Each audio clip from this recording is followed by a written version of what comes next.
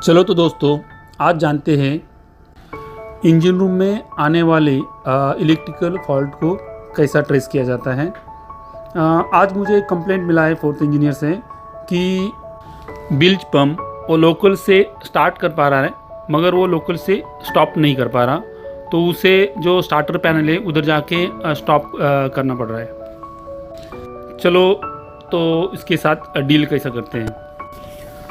ये जो स्टार्टर के पास से स्टॉप हो रहा है मगर लोकल से स्टॉप नहीं हो रहा, ये तो एक सिंपल प्रॉब्लम लग रहा है क्योंकि नॉर्मली जो स्टॉप स्विच रहता है वो क्लोज रहता है और आप इसको स्टॉप करते हो तो ये ओपन हो जाता है।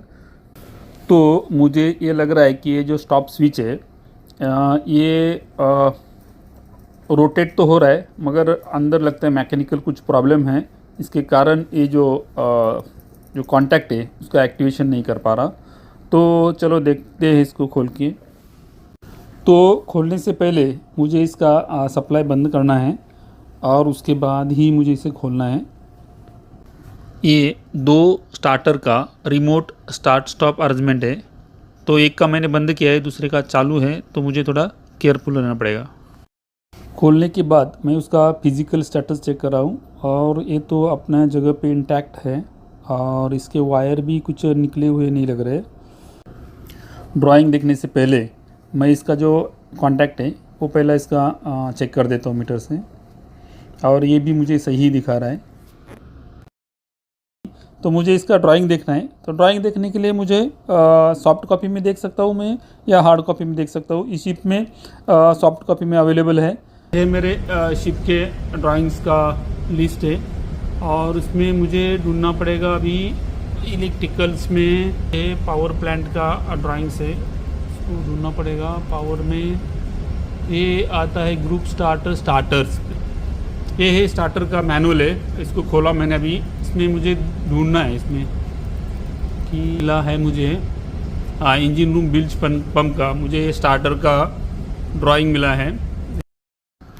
इसमें मुझे दो ड्राइंग देखना पड़ेगा, एक तो स्टार्टर का जो वेंडर का जो स्टार्टर है उसका कैसा अरेंजमेंट है, और दूसरा है जो यार्ड ने जो वायरिंग किया है, जो स्टार्ट स्टॉप बटन है उसके और जो अपना ये स्टार्टर पैनल है इसके बिटवीन जो वायरिंग होगा और उसके बीच में आपको टर्मिनल स्ट्रिप्स मिलेंगे, उसका वायरिंग और उसका नंबर आपको मालूम होना ज़रूरी है फॉल्ट ट्रेस करने के लिए। तो ये दोनों पेज का प्रिंट ही लेता हूँ और उसके बाद मैं उसका स्टडी करेगा। तो ये है आपका इंजन रूम बिल्ज पंप का स्टार्टर का ड्राइंग है। इसमें आपका ये जो है SMC 401 लिखा हुआ है, ये PCB बेस्ड स्टार्टर है और ये स्टार्टर इसको ऑपरेट कर रहा है ये रिले लॉजिक को। तो इसका ऑपरेशन देखते हैं पहला कैसा है, उसके बाद हम इस फॉल्ट के ऊपर जाएंगे।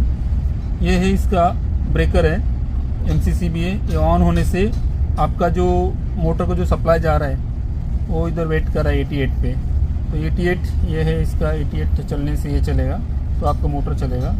और इससे टैप करके लिया है एक कंट्रोल वोल्टेज, दो फ्यूज़ लगा है उसमें, ट्रांसफार्मर लगा के स्टेप डाउन किया हुआ है। और ये है ये जो रिले इनको ऑपरेट करने के लिए एक वोल्टेज लिया, और ये जो है ये जो PCB को ऑपरेट करने के लिए एक वोल्टेज लिया है।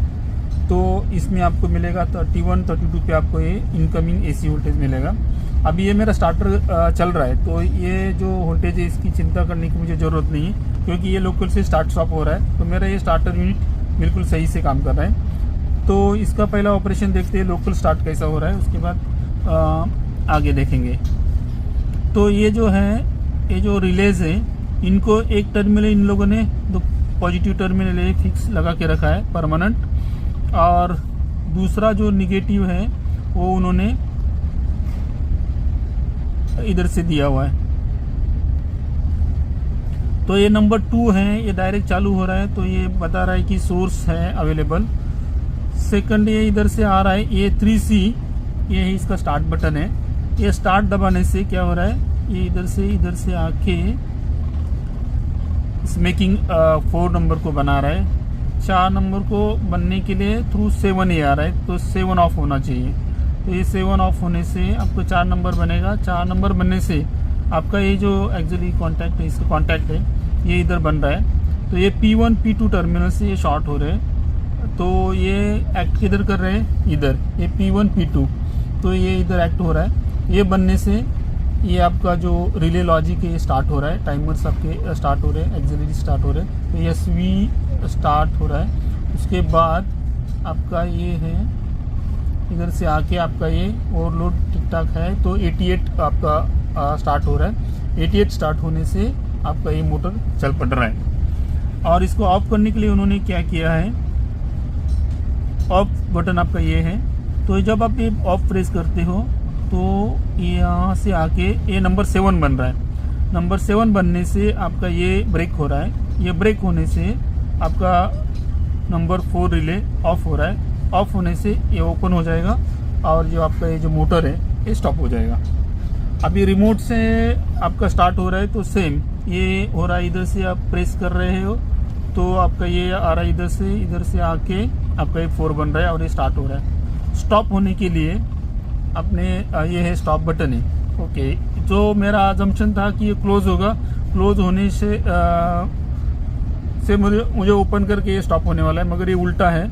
इसको मेरे को अभी सप्लाई देना पड़ेगा, इसको क्लोज करना पड़ेगा, तब जाके मेरा ये 7 बनेगा। और 7 बनने के बाद मेरा ये ऑफ हो रहा है। तो अभी मुझे ट्रेस करने के लिए देखना पड़ेगा कैसा है। तो यदि ये मेरा ओपन है तो मेरा जो टर्मिनल 35 पे एक निगेटिव अवेलेबल है और ये जो पॉजिटिव आ रहा है ये थ्रू 7 38 पे अवेलेबल है। तो ये सप्लाई अवेलेबल है या नहीं ये पहले देखना पड़ेगा, क्योंकि ये सप्लाई रिटर्न नहीं हो रहा, तो ये इसीलिए 7 नहीं बन रहा। तो पहला मैं चेक करूँगा इसमें 35 38 टर्मिनल के ऊपर सप्लाई अवेलेबल है या नहीं। तो उसके लिए मेरा ये ओपन होना ज़रूरी है। ये ओपन नहीं होगा, यदि क्लोज होगा तो मुझे इस पॉइंट पे वोल्टेज नहीं मिलेगा। तो अभी एट प्रेजेंट मेरा ओपन ही है, इसलिए नहीं बन रहा। तो मैं पहला चेक करूँगा ये दोनों पे। उसके बाद ये स्टार्टर के बाद ये जो ग्रुप स्टार्टर के एंड में आपको मिलता है एक टर्मिनल स्ट्रिप, तो उसमें मैं चेक करूँगा। इधर दिखाया नहीं है, तो ये टर्मिनल स्ट्रिप पे मुझे देखना है। तो ये जो टर्मिनल स्ट्रिप पे ये है इंजन रूम बिल्ज पंप का 88 सर्किट में मुझे देखना है C1 और C2 पे सप्लाई आ रहा है या नहीं। तो मैं पहला स्टार्टर में देख लिया, बाद में C1 C2 पे देखूंगा। बाद में जो मेरा जो रिमोट ये है यूनिट, स्टार्ट स्टॉप यूनिट, उसमें जाके मुझे ये जो टर्मिनल है C2 और C1 इसमें मेरा सप्लाई अवेलेबल होना चाहिए। नहीं है तो मुझे इसमें होना ही चाहिए, नहीं है तो कहीं ना कहीं ब्रेक है, वो मुझे ढूंढना है। और उसके बाद ये होने के बाद मुझे ये 2 पॉइंट पे देखना है सप्लाई अवेलेबल है या नहीं। यदि सप्लाई अवेलेबल होता है तो मैं ये प्रेस करने के बाद मेरा 7 बनना ही चाहिए। तो चलो जाके देखते हैं प्रैक्टिकली। और उसको प्रैक्टिकल स्टार्ट करने से पहले मेरा ये स्टार्टर अभी मैं ऑन ऑफ कर सकता हूँ। तो मैं क्या करूँगा, ये टर्मिनल स्ट्रिप पे ये जो UVW इसको खोल के रख दूँगा। सो मेरा जो मोटर है स्टार्ट नहीं होगा, तो मैं इसके साथ ऑन ऑफ जो ऑपरेशन है ये कर सकता हूँ। तो ये है आपका स्टार्टर और ये है उसके जो कनेक्शंस टर्मिनल्स हैं। और ये कार्ड बेस मतलब प्रिंटेड सर्किट बोर्ड के ऊपर ये एक परमानेंट स्टार्टर बना के रखा है ये लोग। और अंदर जो है जो कॉन्टैक्टर्स वगैरह हैं, मेन कॉन्टैक्टर्स जो मोटर को स्टार्ट कर रहे हैं। और उसके नीचे जो स्टार्टर पैनल है उसके नीचे सारे स्टार्टर पैनल के टर्मिनल स्ट्रिप आपको मिलेंगे। उसमें भी आपको अभी ड्राइंग में जैसा नंबर देखा तो नंबर से मुझे अभी फॉल्ट ट्रेस करना पड़ेगा।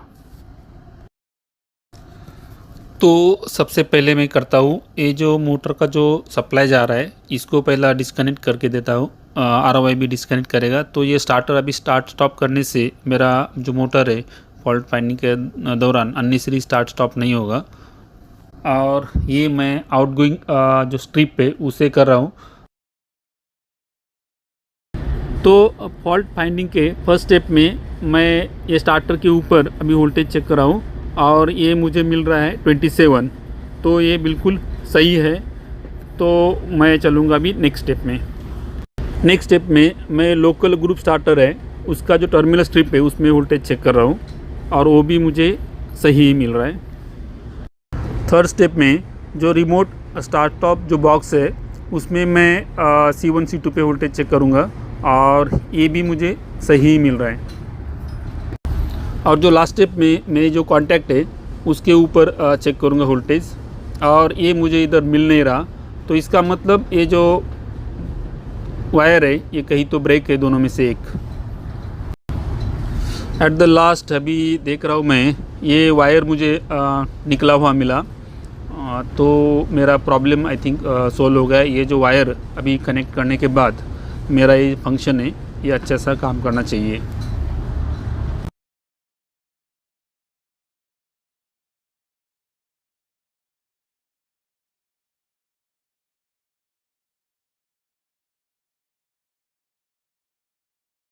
जैसे कि अभी आप देख रहे हैं, ये जो रिमोट स्टेशन है इससे मैं अभी ये पंप है इसको स्टॉप कर पा रहा हूँ, तो मेरा ये प्रॉब्लम अभी ठीक ठाक हो चुका है। आशा करता हूँ कि आपको फॉल्ट ट्रेसिंग की थोड़ी बहुत जानकारी मिल चुकी है। Thank you for watching and please don't forget to like, share and subscribe.